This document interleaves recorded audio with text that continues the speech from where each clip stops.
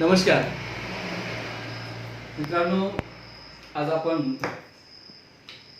आदरणीय पंतप्रधान माननीय श्री नरेंद्र मोदीजी यांच्या कारकिर्दीला 30 मे रोजी 8 वर्ष पूर्ण झाली आणि या 8 वर्षांमध्ये नरेंद्र मोदीजींनी अहोरात्र काम केले.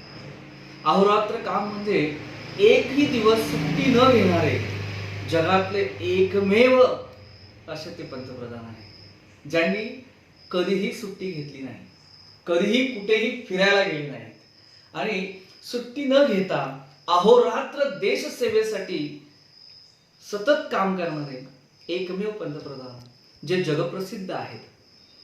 जगामध्ये जे सर्वे झाले त्या सर्वेमध्ये सुद्धा पंतप्रधान नरेंद्र मोदी हे 1 नंबरला आहेत, प्रथम क्रमांकाचे. आणि जगविख्यात असे पंतप्रधान यांच्या कारकिर्दीला 8 वर्ष पूर्ण झाली. खूप आनंद वाटतो, खूप समाधान वाटतो.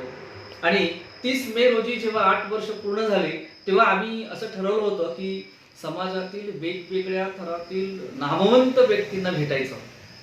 आता नामवंत म्हणजे त्याच्यामध्ये वकील आले, डॉक्टर आले, इंजिनियर आले, वेगवेगळ्या व्यावसायिक उद्योगपती आले, उद्योजक आले, लघु उद्योजक आले आणि त्यानंतर तळागाळातील व्यक्ती ज्याचा उद्धार व्हावा यासाठी गेले 8 वर्ष आदरणीय पंतप्रधान अहोरात्र काम करत आहेत. तो म्हणजे दारिद्र्य रेषेखालचा व्यक्ती. आता दारिद्र्य रेषेखालच्या व्यक्तीचा सन्मान व्हावा, त्याचा उद्धार व्हावा आणि कोणत्याही प्रकारच्या संकटातून त्याला कसं बाहेर काढायचं, त्याच्या दारिद्र्य रेषेपासून त्याला वर कसं आणायचं, यासाठी अहोरात्र काम गेल्या 8 वर्षापासून आदरणीय पंतप्रधान नरेंद्र मोदीजी करत आहेत. आणि मला खूप अभिमान वाटतो की मी आदरणीय पंतप्रधान मोदी यांच्या होणाऱ्या कामांचा, त्यांच्या कार्यकालाचा, या 8 वर्षाच्या सुवर्णमय अशा ह्या कालखंडाचा मी एक साक्षीदार आहे. मी त्यांचा कार्यकर्ता म्हणून मला त्याचा अभिमान आहे. तर या समाजातील वेगवेगळ्या थरातील अगदी शेतकऱ्यांपासून ते उद्योगपतीपर्यंत आणि लेखकांपासून, कवीपासून, शाहिरांपर्यंत आणि समाजातील जे मठाधिपती आहेत, म्हणजे धार्मिक क्षेत्रातील जे धर्मगुरू आहेत, मठाधिपती आहेत, यांच्याशी मी सुद्धा या विषयावर चर्चा केली की आदरणीय पंतप्रधान नरेंद्र मोदी यांच्या 8 वर्षाच्या कालखंडासंदर्भात आपल्याला काय वाटतं, आपलं मत काय. या सगळ्यांची मी मतं जाणून घेतली. त्याच्यातले काही निवडक असे व्हिडिओज आहेत मुलाखतीचे, ते मी नमो ॲपवरती डाउनलोड सुद्धा केलेले आहेत आणि यूट्यूबवरती सुद्धा मी ते अपलोड केलेले आहेत. खूप चांगला प्रतिसाद लोकांचा याच्यामध्ये मिळाला आणि खूप लोकांनी आदरणीय पंतप्रधान यांचं खूप स्वागत केलं. आधी नरेंद्र मोदी म्हणजे या देशासाठी लाभलेले अतिशय सुंदर अशी व्यक्तिमत्व. काहींनी तर असं म्हटलं की पुन्हा एकदा आदरणीय पंतप्रधान नरेंद्र मोदी यांच्या रूपाने परमेश्वरानेच अवतार घेतला आहे. तर अशा या पंतप्रधानांच्या कारकिर्दी संदर्भात आणि त्यांनी केलेल्या कामासंदर्भात गेल्या 8 वर्षात वेगवेगळ्या योजना राबवल्या गेल्या आणि त्या बहुतांशी योजना या तळागाळातील म्हणजे दारिद्र्य रेषेखालच्या लोकांना दारिद्र्य रेषेच्या वरती आणण्यासाठी, त्यांच्या प्रगतीसाठी, त्याच्या उन्नतीसाठी सर्वात जास्त काम झालं. आणि म्हणूनच असं म्हणतात की 8 साल सुशासन, गरीब विकास, गरीब कल्याण. ह्या 8 वर्षामध्ये सुशासन झालं. सुशासन की कुणावरती अन्याय नाही, सगळ्यांना न्याय मिळावा, सगळ्यांना समान अधिकार मिळावा, सर्वांना समान स्वरूपामध्ये केंद्राच्या सगळ्या योजना लोकांपर्यंत पोहोचाव्या, कुठल्याही प्रकारचा भेदभाव न करता लोकांपर्यंत त्या केंद्र सरकारच्या योजना पोहोचाव्यात, यासाठी अहोरात्र काम झालं. आणखी एक महत्वाची गोष्ट, त्यात काम काय झालं, नक्की दारिद्र्य रेषेखालची लोक ती चांगल्या प्रकारचं उत्कृष्ट दर्जाचं जीवन जगत आहेत, हे कसं काय शक्य. तर त्यासाठी आदरणीय पंतप्रधानांनी सुरुवात केली ती स्वच्छतेपासून. स्वच्छ भारत आणि स्वच्छ भारत ह्या मिशनच्या अंडर जगभरातील लोकांनी त्याचे त्या योजनेचं किंवा त्या कृतीचं कौतुक केलं. स्वतः आदरणीय पंतप्रधान यांनी त्या ठिकाणी स्वतःहून भाग घेतला आणि स्वच्छता मोहीम चांगल्या प्रकारे राबवली गेली. आज भारतामध्ये अनेक संस्था, अनेक लोक, स्वयंसेवक स्वतःहून उत्स्फूर्तपणे अगदी लहान मुलापासून मोठ्या माणसांपर्यंत स्वच्छते मोहिमेमध्ये भाग घेत आहेत. आरोग्य, स्वच्छता असेल तर आरोग्य राहते. पण गरिबांना स्वच्छतेचं महत्त्व आणि त्याच्यानंतर त्या गरिबाला गरिबीतून दूर काढायचं असेल तर त्याची खर्च कुठं होतो, तर त्याचं घर बांधणं, नंतर मुलांची लग्न, शिक्षण, उद्योगधंदे करण्यासाठी लागणारं कर्ज, ह्या सगळ्या गोष्टी करत असताना तो व्यक्ती गरिबीतून वर कधी येत नाही. जर त्याच्या घरामध्ये एखादा व्यक्ती आजारी पडला की त्यांनी कमवलेल्या वर्षभराची पुंजी सगळी निघून जाते. म्हणून पंतप्रधानांनी पहिलं काय केलं, ते गरीब लोकांसाठी पंतप्रधान आवास योजना याच्या माध्यमातून गरिबांना मोफत घर देण्यात आली. आता घर आलं, घराबरोबर काय लागतं, तर घरात उजाळा म्हणजे प्रकाश, म्हणजेच विजेची गरज. वीज मीटर सुद्धा त्यांना देण्यात आला. आणि त्याच्यानंतर काय, तर घरात स्वयंपाक करण्यासाठी शेगडी लागते, उज्ज्वला गॅस योजनेच्या अंतर्गत त्यांना ते मिळालं. असं एक एक एक एक एक एक पुढे जाऊन जर विचार केला आपण तर त्यांना गरीब, आता गेल्या 22 महिने आपण बघतोय की करोनाच्या काळामध्ये गोरगरिबांना स्वतःचं पोट भरता यावं यासाठी सुमारे 80 कोटी लोकांना मोफत अन्नधान्य वाटप केलं जाते. आज त्यांच्या हाताला काम मिळावं यासाठी सरकार प्रयत्न करत आहे आणि छोटे मोठे उद्योग त्यांना करता यावेत यासाठी मुद्रा लोनच्या माध्यमातून मोठ्या प्रमाणात कर्ज वाटप करण्यात आलेलं आहे. आणि त्यांच्या मुलांना चांगलं शिक्षण मिळावं यासाठी शैक्षणिक सुविधा त्यांना देण्यात आलेल्या आहेत. घरातील कोणी जर आजारी पडलं तर त्या गरीबाच्या घरातील एका कोणत्याही व्यक्तीला कोणत्याही प्रकारचा आजार झाला तर तो जे सरकारच्या योजना आहेत त्या योजनेच्या माध्यमातून त्याला त्या ठिकाणी 5 लाखाचा खर्च हा मोफत केला जातो. आयुष्यमान योजना त्या योजनेचं नाव आहे. त्या योजनेतून गरिबाला मदत मिळते. अशा अनेक योजनांतून गरिबाला उन्नतीकडे, प्रगतीकडे नेण्याचं काम केंद्र सरकारच्या माध्यमातून सुरू आहे. आता हे झालं एका संदर्भात की गरीब व्यक्तीच्या संदर्भात. अशी एक योजना आता ह्याच गेल्या काही दिवसापूर्वीच अग्निपथ नावाची योजना केंद्र सरकारने लॉन्च केली. आणि केंद्र सरकारने ही जी अग्निपथ योजना सुरू केली त्या योजनेचं खूप कौतुक झालं. काहींनी विरोध पण केला.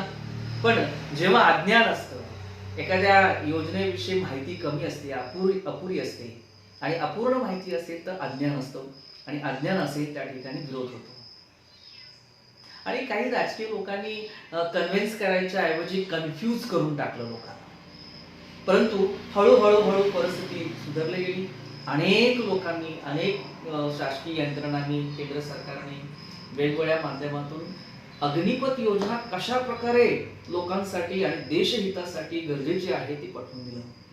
त्यात अनेक काही बदल पण करण्यात आले. आता अग्निपथ योजना काय आहे, ह्याच्यातून अग्निवीर तयार होणार आहेत. अग्निवीर तयार होणार म्हणजे काय होणार, तर ह्या योजनेचं मूळ गाभा काय आहे, तर तरुणांना शारीरिकदृष्ट्या, मानसिकदृष्ट्या, आर्थिकदृष्ट्या, शैक्षणिकदृष्ट्या लढवय्य बनवणं आणि ह्या देशाचा नागरिक जेव्हा ह्या परिपूर्ण असेल तेव्हा तो देश सशक्त असेल. आणि म्हणून सशक्त भारत, त्या सशक्त भारताचा जो आधारस्तंभ आहे, मूळ गाभा आहे, तो तरुण आहे. आणि म्हणून त्या तरुणाला केंद्रस्थानी ठेवून ही अग्निपथ योजना आणलेली आहे. आता ह्या अग्निपथ योजना म्हणजे भारताच्या संरक्षणाचं, भारताचं जे भविष्य आहे, संरक्षणाच्या दृष्टिकोनातून भारताचं भविष्य अधोरेखित करणारी योजना आहे. ह्या योजनेमध्ये 17.5 वर्षाचा तरुण, 17.5 ते 23 वर्ष वय, या वयोगटातील तरुणांना ही योजना लागू पडते. ह्या योजनेमध्ये एकदा का तुम्ही सहभाग झाला, समजा तुम्ही दहावीला ह्या योजनेत तुम्ही आला तर तुम्ही 4 वर्ष या योजनेच्या माध्यमातून काम करताय आणि पगार तुम्हाला 30 ते 40,000 पगार मिळतोय आणि तुम्ही रिटायर झाल्यानंतर 4 वर्षानंतर तुम्हाला सुमारे 12 लाखाच्या आसपास एक मानधन म्हणून तुम्हाला एक रक्कम मिळते. म्हणजे पगार आणि ही रक्कम जर पकडली तर सुमारे 24 लाख रुपये त्या तरुणाच्या हातात मिळतात 4 वर्षात. आणि तो 17 वर्ष जॉईन झाला, 17, 18, 19, 20 म्हणा आहे ना, 17, 17.5 समजा 4 वर्षानंतर तो तरुण जेव्हा रिटायर होऊन येतो त्या तरुणाची मानसिक दृष्टिकोनातून झालेला विकास, त्याचा बौद्धिक झालेला विकास आणि शारीरिक दृष्टिकोनातून त्याचा झालेला विकास हा देशाच्या हितासाठी आहे. कारण तो तरुण जर सशक्त असेल, सदृढ असेल तर तो समाजातील वेगवेगळ्या थरातील ज्या उद्योगधंदे असतील किंवा वेगवेगळ्या संस्था असतील, वेगवेगळ्या यंत्रणा असतील त्यामध्ये जेव्हा कामाला जाईल तो सदृढ तरुण चांगल्या प्रकारे काम करू शकतो. बरोबर ना? म्हणजे मानसिकदृष्ट्या आणि शारीरिकदृष्ट्या माणूस जर तंदुरुस्त असेल तरच तो चांगल्या प्रकारचं काम करू शकतो. आणि अशा तरुणांची एक फौज या अग्निपथ योजनेतून बाहेर पडणार आहे. काहींनी म्हटलं 4 वर्षानंतर पुढे काय? एक लक्षात ठेवा, वर्षभरात म्हणजे ह्या ज्या भरती आहेत एका म्हणजे वर्षाला सुमारे 46,000 तरुणांची भरती होणार आहे तिन्ही दलामध्ये. आणि जेव्हा ह्या 46,000 तरुणांची भरती होते तेव्हा 25% तरुणांना कायमस्वरूपी पुढे कंटिन्यू देशाची सेवा करता येणार आहे. मी तर म्हणेन की भारतातील प्रत्येक तरुणाला हे देशसेवेसाठी 1-2 वर्ष हे सीमेवरती त्यांनी काढलीच पाहिजे, सैन्यात काढलीच पाहिजे. ह्या योजनेच्या अंतर्गत 4 वर्ष काम केल्यानंतर त्याला सुमारे पगार आणि त्याची रिटायरमेंटची अमाऊंट बघितली तर जवळजवळ त्याला 24 लाख रुपये मिळतात आणि शारीरिकदृष्ट्या, बौद्धिकदृष्ट्या आणि सगळ्याच गोष्टीतून तो मानसिकदृष्ट्या, आर्थिकदृष्ट्या सक्षम होतोय आणि असा तरुण देशाच्या, समाजाच्या हिताचा असणार आहे. आता ह्या तरुणाला जेव्हा तो रिटायर होऊन 25% तरुणांना कंटिन्यू पुढे काम मिळणार आहे, ते कंटिन्यू सेवा देशाची करणार आहे. परंतु 4 वर्षानंतर रिटायर होणारे की बाहेर येणारे तरुण काय करणार? तर त्यांना जर एखादा व्यवसाय करायचा असेल तर सरकारी बँकातून त्यांना कमीत कमी व्याजदरामध्ये त्यांना लोन मिळणार आहे. म्हणजे त्यांच्या व्यवसायासाठी त्यांना बँका सहकार्य करणार आहेत. तर त्यांना जर पोलीसमध्ये जायचं असेल तर राज्य पोलीस भरतीमध्ये सुद्धा त्यांना प्राधान्य देण्यात येणार आहे. अनेक भारतातल्या ज्या उद्योगपती आहेत, महिंद्रा असतील, टाटा असतील, ह्या सर्व उद्योगपतींनी काय सांगितलंय, अशा अग्निवीरांना आम्ही आमच्या उद्योगधंद्यामध्ये प्रथम प्राधान्य देणार. आणि केंद्र सरकारच्या अनेक ऑफिसेस आहेत की ज्या कार्यालयामध्ये सुद्धा या अग्निवीरांना प्रथम प्राधान्य मिळणार आहे. काय हवंय अजून? आणि 10वी मध्ये जर तो ह्या योजनेत आला, म्हणजे या योजनेच्या माध्यमातून अग्निवीर झाला तर त्याला रिटायरमेंट नंतर 12वीचं सर्टिफिकेट मिळणार आहे. आणि जर 12वीचा विद्यार्थी जर जॉईन झाला तर त्याला रिटायरमेंट नंतर पदवीचं सर्टिफिकेट मिळणार आहे. तो भारतात कुठेही काम करू शकतो, भारताच्या बाहेर पण त्याला मान्यता असणार आहे त्या पदवीला. म्हणजे सर्वांगीण विकास त्या तरुणाचा झाल्यामुळे देशाचा सर्वांगीण विकास होऊ शकतो. आणि म्हणून ही योजना आज गावागावामध्ये खूप त्या योजनेचं कौतुक होत आहे. मी अनेक तरुणांना याविषयी विचारलं, त्यांचे गैरसमज दूर केले आणि ह्या योजनेचं त्यांना महत्त्व पटवून दिल्यानंतर अनेक तरुणांनी त्या योजनेचे फॉर्म सुद्धा भरायला सुरुवात केली. आतापर्यंत देशाचा विचार केला तर जवळजवळ 94 लाख तरुणांनी आवेदन दिलेलं आहे भरतीसाठी. तर अशी ही योजना अनेक प्रकारे, अनेक पैलू असणारी ही योजना देशाच्या आणि तरुणांच्या जर विचार केला आपण तर ती फार महत्त्वाची आहे.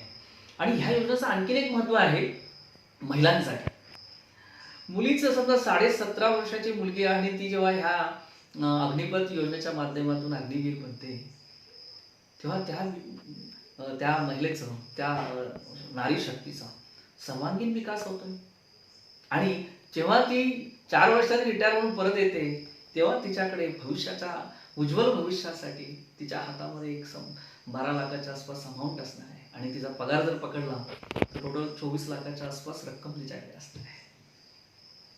आणि म्हणून अनेक तरुणी आज ह्या अग्निपथ योजनेच्या माध्यमातून देश सेवा करण्यासाठी इच्छुक झालेले आहेत. खूप मेहनत करतायत. आता त्या सकाळी लवकर उठून रनिंग करणं, व्यायाम, योगा ह्या सगळ्या पद्धतीतून जे काही प्रशिक्षण ह्या लागतं या भरतीसाठी ते तरुणी आज घेत आहेत. फार बरं वाटलं मला ते सगळं बघून ऐकून. तर अनेक अशा योजना आहेत, त्याविषयी थोडक्यात मी तुम्हाला माहिती देणार आहे. पण त्या योजनांच्या संदर्भात थोडं मी योजनांची माहिती केंद्र सरकारच्या वेबपेजवरून मी घेतलेली आहे. वेबसाईटवरती सगळी माहिती उपलब्ध आहे. केंद्र सरकार के 8 साल सेवा सुशासन गरीब कल्याण को समर्पित. देश ने हे ठाना हर योजना का लाभ 100% महिलाओं तक है पहुंचाना. महिलांसाठी केंद्र सरकारने काय केलं तर महिलांसाठी केंद्र सरकारने आतापर्यंत 11.5 करोड शौचालय बनवलेले आहेत. 11.5 करोड शौचालय, 9.5 करोड घरों को नल से जल दिया है. अनेक महिला अशा खेडोपाड्यातल्या आहेत त्यांच्यापर्यंत पाणी त्यांना उपलब्ध नव्हतं, परंतु नळाने पाणी त्यांच्या घरी पोहोचवण्याचं काम जवळजवळ 9 करोड पेक्षा जास्त झालेलं आहे. महिलांच्या घरांमध्ये पाणी पोहोचलेलं आहे. मुद्रा लोन, हे जे मुद्रा लोन आहे ना, ह्या मुद्रा लोन मध्ये 70% महिला आहेत ज्यांनी या मुद्रा लोनचा फायदा घेतला आहे. म्हणजे छोटे मोठे व्यवसाय करण्यासाठी मुद्रा लोनची गरज आहे आणि छोटे मोठे व्यवसाय करण्यासाठी मुद्रा लोनच्या माध्यमातून सर्वात जास्त जर सहभाग कोणाचा असेल तर 70% महिलांनी या योजनेच्या लाभार्थी महिला आहेत. 9.17 करोड़ महिलाओं को उज्ज्वला योजना के माध्यम से अंतर्गत गैस कनेक्शन मिला है. 2.4 करोड़ से अधिक गर्भवती और स्तनपान माताओं को प्रधानमंत्री मातृवंदना योजना के अंतर्गत वित्तीय सहायता मिली है. प्रधानमंत्री सुरक्षित मातृत्व अभियान अंतर्गत 3.11 करोड़ निशुल्क प्रसव पूर्व मेडिकल जांच की गई है. पेड मैटरनिटी लीव जो 12 हफ्ते की थी वो 12 सप्ताह से बढ़ाकर 26 सप्ताह की गई है. 2.73 करोड़ से अधिक सुकन्या समृद्धि खाते खुले. 3 तलाक की कुप्रथा थी वो समाप्त हो गई. सशस्त्र बलों में महिलाओं के लिए स्थायी कमीशन बनाया गया. अभी 8 साल म्हणजे 8 वर्षाचा विचार केला तर महिलांसाठी खूप चांगल्या प्रकारचं केंद्र सरकारने काम केलेलं आहे. आता 8 साल सेवा सुशासन गरीब कल्याण के लिए असं जेव्हा आपण म्हणतो तेव्हा काय नक्की झालं तर 4 दशकों के बाद राष्ट्रीय शिक्षा नीति में बदलाव 2020 में हुआ है. पीएम कौशल्य विकास योजना के तहत 1.34 करोड़ युवकों को प्रशिक्षित किया गया है. 2014 के बाद से हर साल एक नया आईआईटी और आईआईएम बन रहा है. 2014 के बाद से हर हफ्ते एक नया विश्वविद्यालय बन रहा है. 2014 के बाद हर दिन 2 नए कॉलेज बन रहे हैं. मेडिकल सीटों में 80% की बढ़ोतरी हो गई है. 1000 खेलो इंडिया केंद्र प्रस्तापित किए जा रहे हैं. 100 यूनिकॉर्न तैयार हुए हैं. टोक्यो में सर्वश्रेष्ठ ओलंपिक 7 पदक और पैरालंपिक में 19 पदक मिले. देश के युवाओं को एक दिन में पीएम मोदी जी ने 2 तोहफे दिए थे. सबसे पहला था मोदी जी ने भारत सरकार द्वारा अगले 1.5 साल में ही 10 लाख लोगों को भर्ती करने का निर्देश दिया और उसके बाद हर साल 46,000 युवा को को देश के सशस्त्र बलों की सेवा का अवसर देने के लिए अग्निपथ भर्ती योजना शुरू की। मतलब आने वाले 1.5 साल में कम से कम 10 लाख लोगों को शासकीय सेवा में, म्हणजे प्रशासन व्यवस्था जी आहे केंद्राच्या किंवा केंद्र सरकारच्या भरती योजनेच्या अंतर्गत 10 लाख लोकांना नोकऱ्या मिळणार आहेत आणि अग्निपथ योजनेच्या माध्यमातून 46,000 तरुण प्रत्येक वर्षी त्यामध्ये भाग घेणार आहेत। तो आगे जाके हम देखते हैं तो वैश्विक स्टार्टअप रैंक में भारतीय शहरों ने बाजी मारी। चीन की जो इकोसिस्टम है उसको पीछे छोड़ दिया। चीन का इकोसिस्टम फिसला। गरीबों के लिए आरोग्य का वरदान बनी आयुष्मान भारत योजना। इस योजना के 3.33 करोड़ लाभार्थी हैं। कुल कार्ड वितरित हुए 18 करोड़ लोगों को कार्ड दिए गए हैं। विश्व का सबसे बड़ा और सबसे तेज टीकाकरण अभियान देश भर में चल रहा है। अब तक 196 करोड़ से अधिक टीके लगाए जा चुके हैं। देश की लगभग 90% योग्य जनसंख्या पूरी तरह से टीकाकरण युक्त हो गई है। किसानों की फसल का उचित मूल्य दिलाने के लिए सहायता कर रहे हैं राष्ट्रीय कृषि बाजार ई नाम। इस ई नाम पोर्टल के माध्यम से 18 राज्यों और 3 केंद्र शासित प्रदेशों को 1000 मंडियां ई नाम से जुड़ गई हैं। 1.73 करोड़ से अधिक किसान और 2.24 लाख से अधिक व्यापारी पंजीकृत हो गए हैं। 2179 FPOS को भी पोर्टल पर शामिल किया गया है। कागजों से आजादी दिलाने के लिए बहुत बड़ा कदम उठाया गया डिजी लॉकर। इस डिजी लॉकर के माध्यम से 11.23 करोड़ लोग डिजी लॉकर का आज उपयोग कर रहे हैं। 499 करोड़ से अधिक दस्तावेज एक जगह आज संग्रहित हो गए हैं।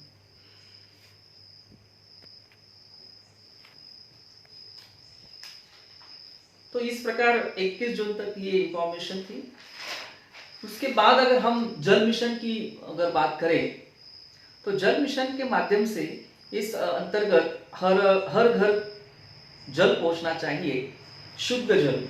तो ग्रामीण घरों में कुल जल पेय कनेक्शन आप आज तक देखा जाए तो जून की तक मेरे ख्याल से ये 21 जून तक तो 3.23 करोड़ लोगों को जल से ग्रामीण में जल पेय योजना के माध्यम से पानी मिला है, नल मिला है।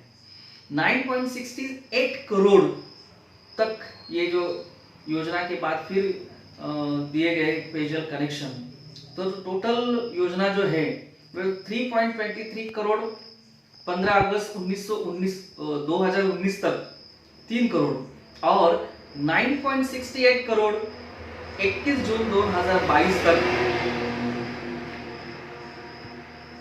इस योजना के माध्यम से कनेक्शन देंगे। कुल देखा जाए तो 6.44 करोड़ घरों तक जल से नल से जल योजना के माध्यम से शुद्ध जल पहुंच गया है।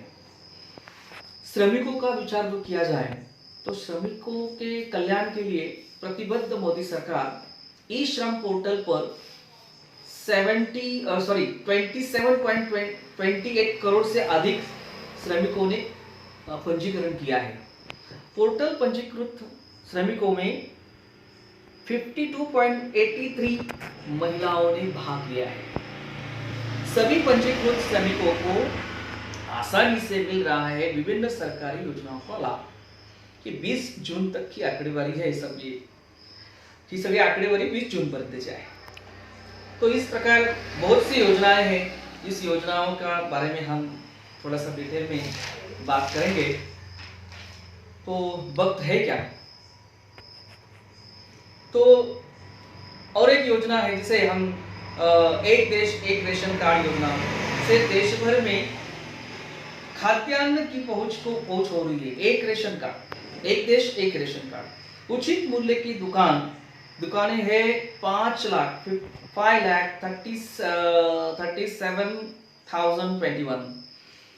ई विक्रीय यंत्र जो है यंत्र का मूल्य दुकानें है 4,4,88,832।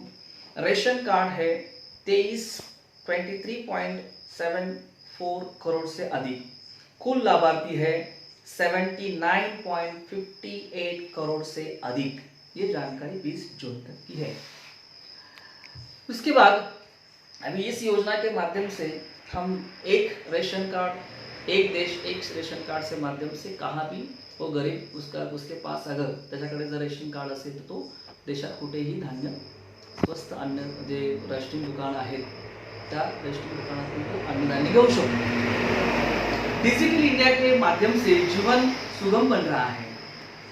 मोदी सरकार ने उमंग ऐप से मोबाइल पर मिल रहा है विभिन्न जानकारी सेवाओं का लाभ भी लोग ले रहे हैं। उसका पंजीकृत लाभार्थी है 448.87 लाख। कुल विभाग है 291। उपलब्ध सेवाएं है 22,098। हिंदी अंग्रेजी सहित 23 भाषाओं में ये उपलब्ध है उमंग ऐप। ये 19 जून तक की इंफॉर्मेशन है। अग्निवीर योजना के बारे में मैंने बात की है आपसे अभी, बहुत सी जानकारी मैंने दी है आपको। 4 साल के बाद इस योजना के माध्यम से, अग्निपथ योजना के माध्यम से रक्षा मंत्रालय क्या दे सकता है ये अग्निवीरों को, तो तटरक्षक और रक्षा सार्वजनिक उपक्रमों में 10% आरक्षण है, जिसमें इन अग्निवीरों को शामिल किया जा सकता है। गृह मंत्रालय ने सीएपीएफ और असम राइफल में 10% आरक्षण दिया है। राज्य सरकार ने राज्य पुलिस में प्राथमिकता दी है। भारतीय नौसेना मर्चेंट नौसेना नेवी में प्रवेश के लिए 6 सेवा क्षेत्र घोषित किए हैं। शिक्षा मंत्रालय ने सेवाकालीन प्रशिक्षण के स्नातक के लिए क्रेडिट के रूप में मान्यता देगा। सेवाकालीन प्रशिक्षण को स्नातक के लिए क्रेडिट के रूप में मान्यता देगा। स्किल इंडिया अग्निवीर कौशल्य प्रमाण पत्र देगा। राष्ट्रीय मुक्त विद्यालय शिक्षा संस्थान 12वीं पास का प्रमाण पत्र देगा। बैंक क्या देगा, तो रोजगार करने वालों को ऋण देगा। इस प्रकार इस योजना के माध्यम से 4 साल के बाद जो युवा बाहर निकलेगा उसे बहुत सारी सुविधा मिलने वाली है। अभी जनधन से जन सुरक्षा की और बढ़ते कदम, उसके बारे में थोड़ी सी इंफॉर्मेशन आपको मैं देना चाहूंगा। प्रधानमंत्री बीमा योजनाओं के लाभार्थियों की संख्या में लगातार बढ़ोतरी हो रही है। अटल पेंशन योजना कुल लाभार्थी 4.13 करोड़ से अधिक है। प्रधानमंत्री जीवन ज्योति बीमा योजना के कुल लाभार्थी 12.77 करोड़ से अधिक है। प्रधानमंत्री सुरक्षा बीमा योजना कुल लाभार्थी है 28.37 करोड़ से अधिक। 15 जून तक की इंफॉर्मेशन है, 15 जून 2022 तक। भारतीय कामगारों को या भारतीय हुनर को देश विदेश में पहचान मिल रही है मोदी सरकार के कारण। जो कारागिर है तो कारागिरों को देश विदेश में पहचान मिल रही है। अवसर योजना के तहत हवाई अड्डों पर ग्रामीण महिलाओं द्वारा तैयार उत्पादों की यहाँ पे बिक्री हो सकती है। इन उत्पादों की होगी कौन से उत्पादक, पारंपरिक शिल्प, पैक पापड़, कलाकृति, आचार, बांस आधारित उत्पाद, कढ़ाई वाले उत्पाद और अन्य, ये सब है ना, ये जो महिलाओं के लिए अवसर योजना जो हुनर के माध्यम से अपनी प्रगति कर सकते हैं। तो ये बहुत सी योजना है, उस योजना के बारे में थोडी सी इन्फॉर्मेशन मैंने आपको दिली। तर अशा अनेक योजना आहेत की ज्या योजनांच्या माध्यमातून आज देश सुजलाम सुफलाम होत आहे आणि यासाठी नरेंद्र मोदी, आदरणीय पंतप्रधान नरेंद्र मोदी यांचे शत शत त्यांचे नमन, त्यांना प्रणाम. जय हिंद, जय महाराष्ट्र.